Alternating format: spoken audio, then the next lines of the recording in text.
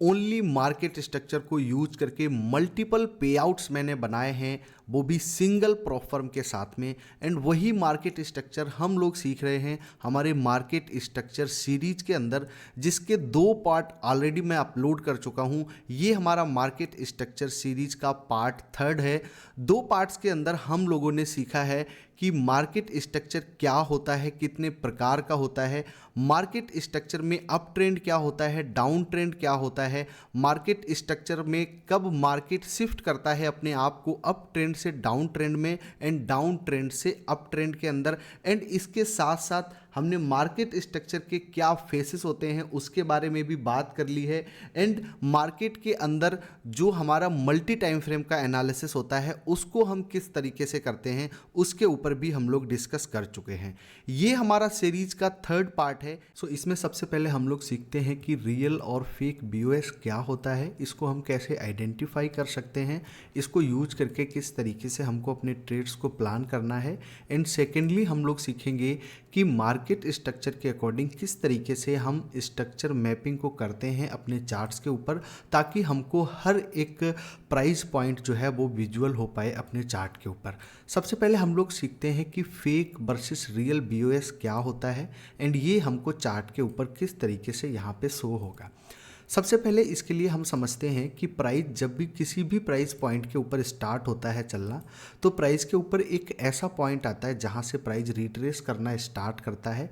अगर price retrace करके ये जो हमारा लो है जहां से प्राइस स्टार्ट हुआ था, अगर प्राइस उस लो को ब्रेक ना करते हुए इस प्राइस पॉइंट के ऊपर से ही कहीं से ऊपर की तरफ जाना स्टार्ट होता है एंड जिस जगह से रिट्रेसमेंट आता है प्राइस उस लेवल को अगर ब्रेक करता है, तो इसको बेसिकली हम लोग बीओएस बोलते हैं, जिसको हमने अपनी फर्स्ट वीडियो के अंदर मार्केट स्ट्रक्चर सीरीज की फर्स्ट वीडियो के अंदर सीखा था। अब ये बीओएस कई तरीके के होते हैं, आप लोगों ने देखा होगा कई बार प्राइस क्या करता है, इस प्राइस पॉइंट के ऊपर जाएगा, इसके ऊपर का लिक्विडिटी लेगा एंड जब प्राइस नीचे आता है तो ये हमारा जो डिमांड लेवल होता है, क्योंकि जब हमारा यहाँ पे रियल बीओएस हो जाएगा तो बेसिकली हम लोग क्या करते हैं, इस डिमांड के आसपास कहीं से हम लोग अपने बाय ट्रेड्स को प्लान करेंगे। बट अगर ये बीओएस रियल नहीं होगा, अगर ये बीओएस फेक होगा, तो ये डिमांड जो है वो फेल हो जाएगी एंड हमारा स्टॉप लॉस जो है वो यहाँ पे कट जाएगा।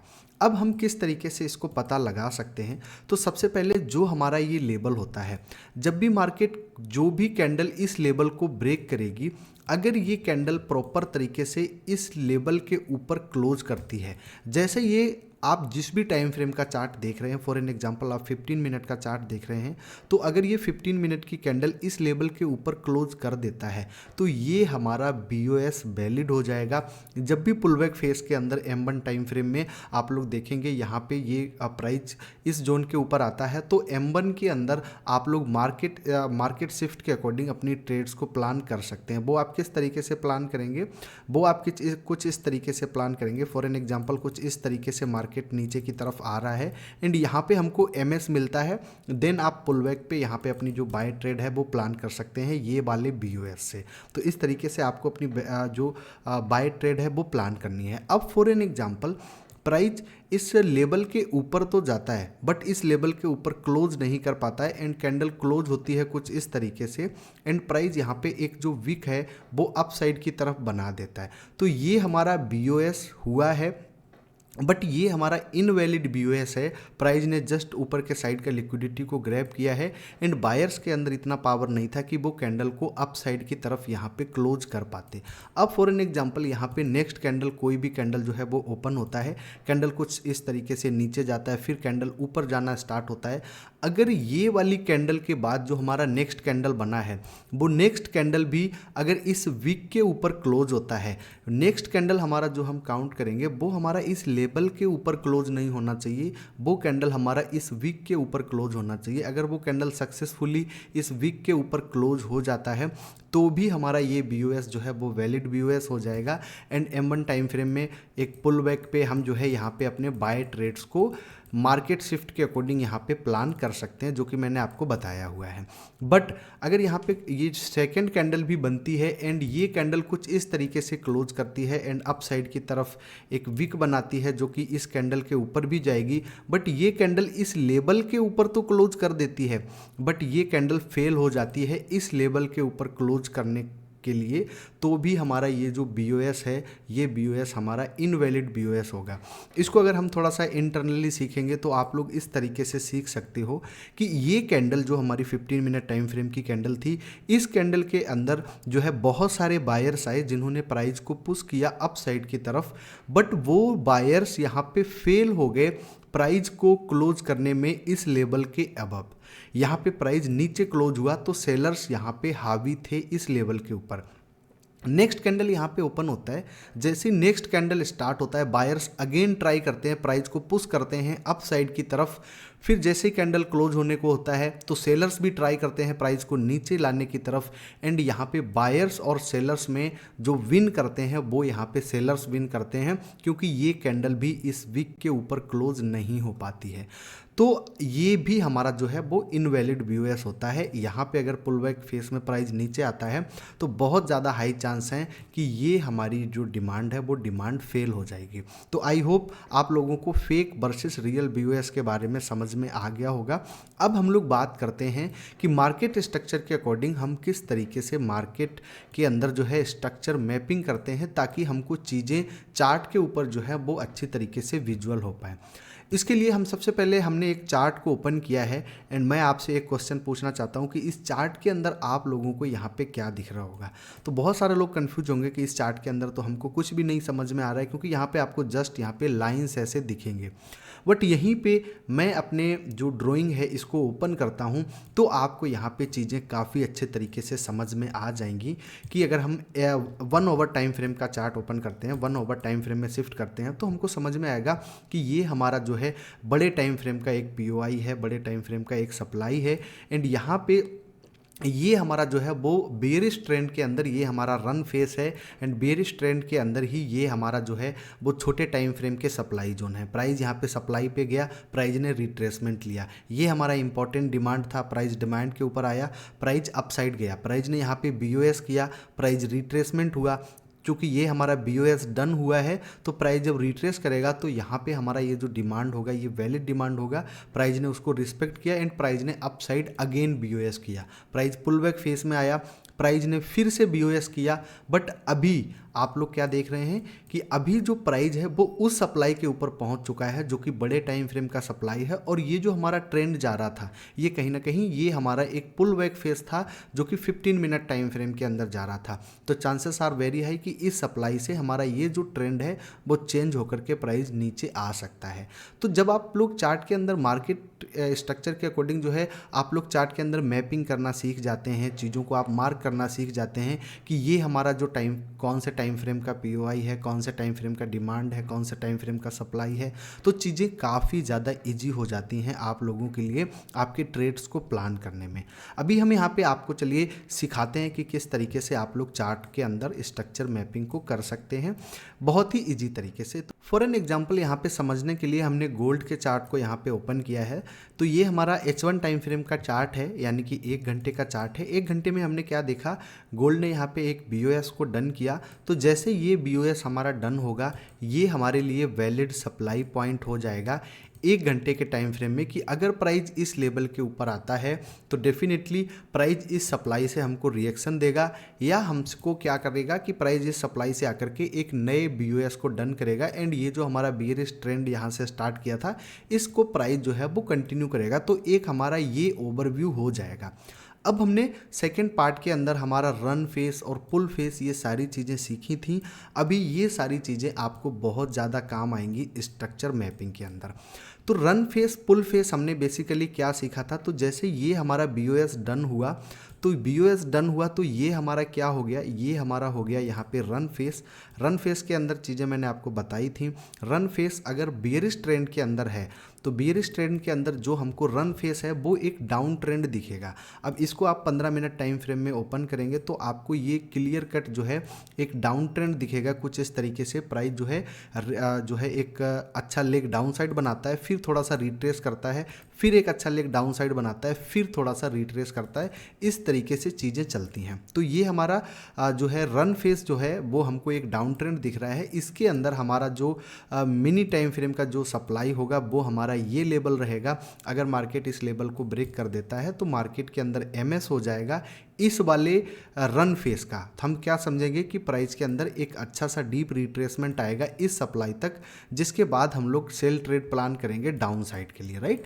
तो इस तरीके से हम स्ट्रक्चर मैपिंग को करते हैं। अब हमने यहाँ पे क्या देखा कि मार्केट ने ये जो हमारी सप्लाई थी, मार्केट ने इस सप्लाई को जो है वो ब्रेक कर दिया है एंड इसके ऊपर कैंडल क्लोज भी कर दिया है। तो ये हमारा क्या हुआ है, ये हमारा चेंज ऑफ करेक्टर हुआ है जिसको हम लोग MS बोलते हैं। यहाँ पे ये क्या हमारे लिए वैलिड MS है या ये जो है वैलिड MS नहीं है। तो ये जो हमारा लेवल था, ये जो हमारा सप्लाई लेवल था, इसके ऊपर 1 घंटे का कैंडल प्रॉपर तरीके से क्लोज हुआ है। तो यस, ये जो हमारा जो MS है ये हमारा कंप्लीटली तरीके से जो है चेंज ऑफ करेक्टर हो चुका है। अभी हम यहाँ से ये जो हमारा बेयरिश ट्रेंड था, बेयरिश ट्रेंड के बाद अभी हम यहाँ पे बाय ट्रेड्स को प्लान करेंगे जब भी मार्केट इस MS के बाद पुल बैक फेस के अंदर डाउन साइड की तरफ आएगा। तो यहाँ पे आप देख सकते हैं जैसे ये हमारा MS हुआ तो ये जो हमारा डिमांड है, ये हमारा जो डिमांड है वो वैलिड डिमांड हो जाएगा। प्राइस यहाँ पे आता है तो यहाँ पे हम बाय ट्रेड्स के लिए जो है वो प्लान करेंगे। तो प्राइस यहाँ पे आया, बट प्राइस हो सकता है यहाँ पे ये वाला जो FBG लेवल है इस लेवल पे जो है टैप करके प्राइस ऊपर चला गया। ज़रूरी नहीं है कि कोई भी पुल बैक आता है वो हमेशा डीप रिट्रेसमेंट आपकी डिमांड लेवल तक ही आएगा। आपको चीज़ों के लिए जो है वो प्रॉपर वेट करना पड़ता है। तो यहाँ पे प्राइस ने क्या किया, एक पुल बैक लिया। अभी आप अगर 15 मिनट टाइम फ्रेम में देखेंगे तो 15 मिनट टाइम फ्रेम के अंदर ये हमारा जो है वो एक रन फेस हो जाएगा, क्योंकि प्राइस जो है इसका जो करेक्टर है वो चेंज हो चुका है। तो हमको अप ट्रेंड के अंदर जो हमारा रन फेस है वो एक अप ट्रेंड दिखेगा, और जो हमारा पुल बैक फेस है ये हमारा पुल बैक फेस हो जाएगा। ये हमारा जो पुल फेस है ये हमको एक दिखेगा प्रॉपर तरीके से डाउन ट्रेंड, ठीक है। तो ये डाउन ट्रेंड जब आप मिनी टाइम फ्रेम के अंदर देखेंगे, फॉर एन एग्जांपल हम यहाँ पे 15 मिनट टाइम फ्रेम का चार्ट को जो है वो ओपन करते हैं। तो 15 मिनट टाइम फ्रेम के अंदर आपको ये जो पुल फेस है, ये पुल फेस आपको डाउन ट्रेंड दिखेगा। जब भी ये हमारा जो हमारा ये रन फेस चल रहा था, रन फेस जो हमको अप ट्रेंड दिखेगा, यहाँ पे आप सेल ट्रेड भी प्लान कर सकते हैं, क्योंकि यहाँ पे आपको क्या होगा, MS के बाद यहाँ पे आपको प्रॉपर एक ट्रेड दिखा होगा किस तरीके से कि प्राइस जो है यहाँ पे ऊपर गया, प्राइस ने BOS किया, एक स्विंग बनाया, फिर से ऊपर गया, फिर एक स्विंग बनाया, फिर से प्राइस ने ये वाला जो अप ट्रेंड जा रहा था इस अप ट्रेंड के अंदर प्राइस ने यहाँ पे MS किया। तो जैसे ही प्राइस ने MS किया, आप लोग MS के बाद पुल बैक से यहाँ पे सेल ट्रेड प्लान कर सकते हो, इसके ऊपर स्टॉप लॉस डाल के, और आप अपना टारगेट प्लान कर सकते हो डाउन साइड की तरफ। वो आपका टारगेट क्या रहेगा, वो टारगेट आपका ये लेवल के नीचे नहीं रह सकता है। अगर प्राइस अप ट्रेंड के अंदर है और आप सेल ट्रेड प्लान करते हैं तो सीधा आप क्या करेंगे, जो हमारा जहाँ से ये लेग बना होगा वहाँ से लेके हम फिब एक्सटेंशन को लगाएंगे, जो फिब रिट्रेसमेंट है उसको लगाएंगे, एंड जो हमारा 0.5% का लेवल है या गोल्डन पॉकेट का लेवल है वहाँ तक आप अपने सेल ट्रेड के प्लान जो ट्रेड के टारगेट्स हैं वो प्लान कर सकते हैं। तो फॉर एन एग्जांपल आपने यहाँ पे सेल ट्रेड प्लान किया था, कुछ इस तरीके से आपका 4.65 पॉइंट का आपका स्टॉप लॉस होगा, एंड यहाँ पे आपको 38 to 40 आराम से ईजिली आपको जो है 1:7 1:8 का टारगेट यहाँ पे मिल जाएगा। अब आपको यहाँ पे बाय ट्रेड किस तरीके से प्लान करना है, जो ये हमारा डाउन ट्रेंड आ रहा था, क्योंकि हमारा अभी जो बड़ा टाइम फ्रेम है, जो H1 टाइम फ्रेम है, उसके अंदर MS हो चुका है। हमको पता है 15 मिनट के अंदर ये हमारा एक जस्ट पुल बैक फेस है। जैसे ये पुल बैक फेस एंड होगा, MS होगा, हमारा मार्केट चेंज ऑफ करेक्टर करेगा। इस पुल बैक फेस में हम यहाँ पे बाय ट्रेड्स को प्लान करेंगे एंड अप साइड के लिए ही हम प्लान करेंगे। तो यहाँ पे क्या हुआ, इस जगह पे देखिए ये आपका सप्लाई था, यहाँ पे मार्केट ने प्रॉपर तरीके से MS किया है।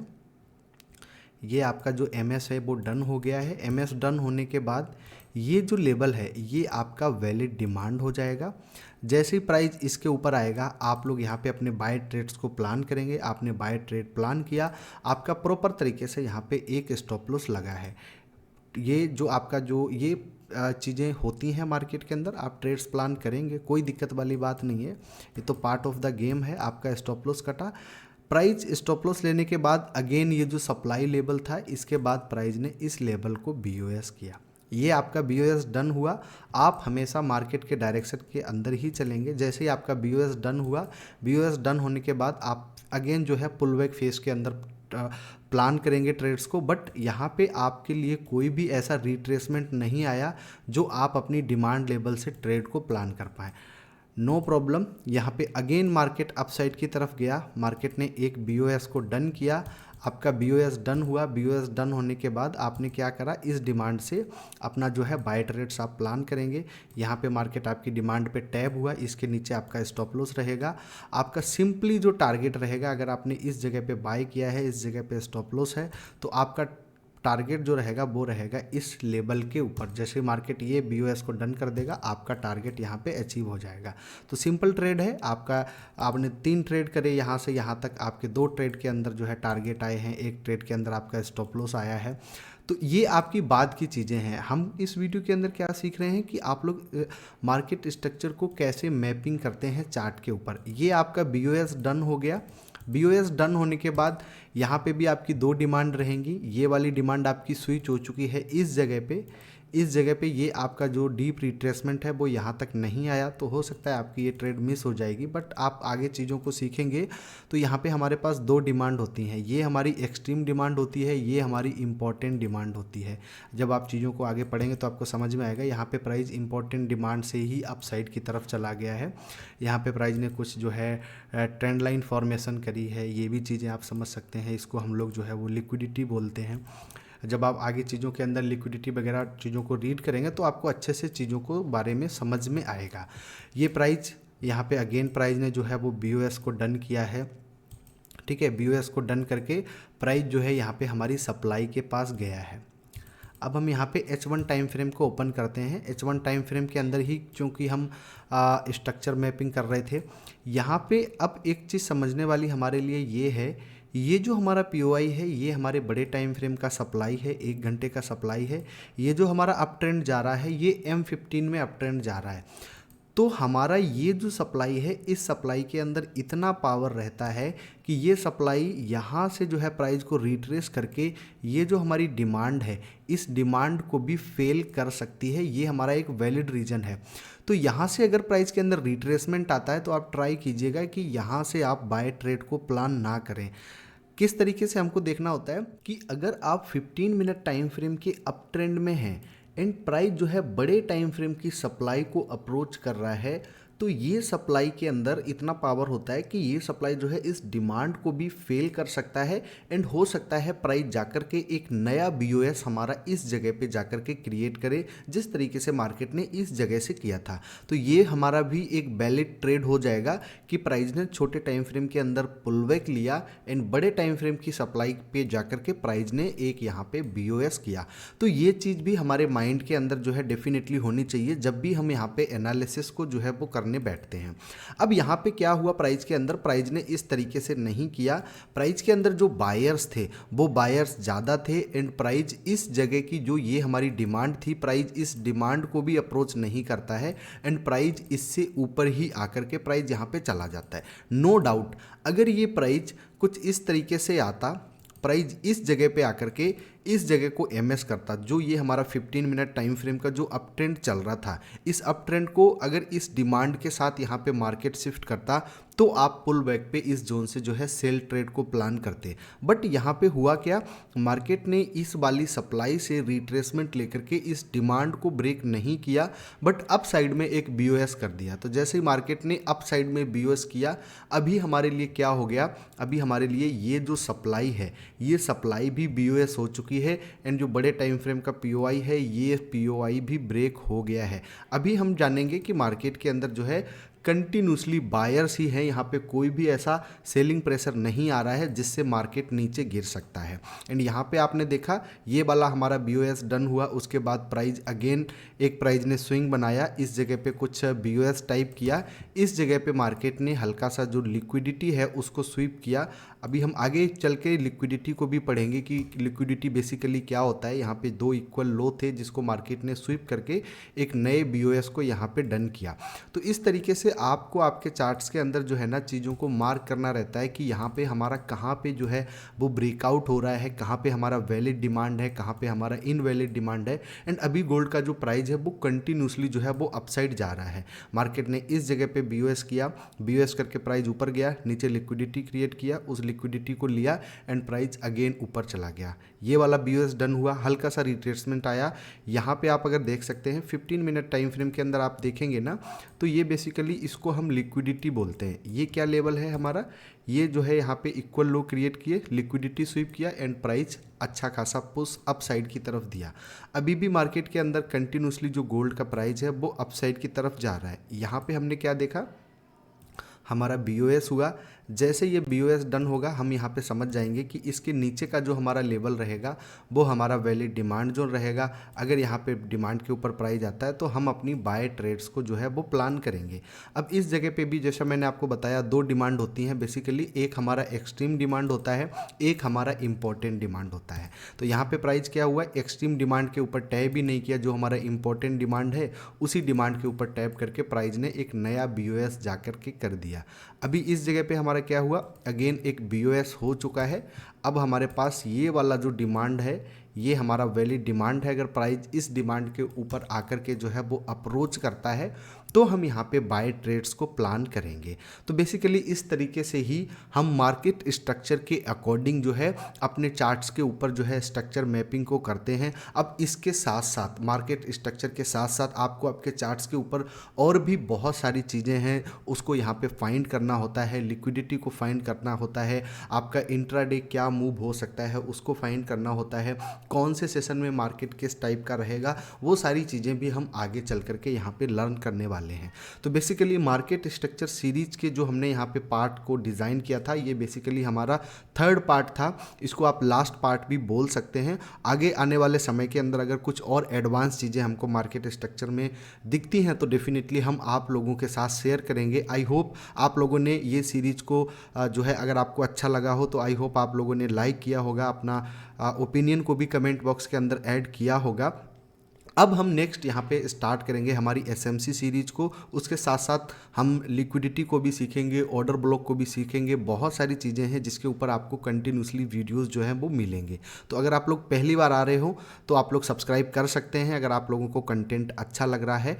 एंड हाँ, अगर आपने मार्केट स्ट्रक्चर सीरीज का पार्ट 1 नहीं देखा है तो आप लोग लेफ्ट पे क्लिक करके पार्ट 1 को देख सकते हैं और राइट पे क्लिक करके पार्ट 2 को देख सकते हैं। Thank you.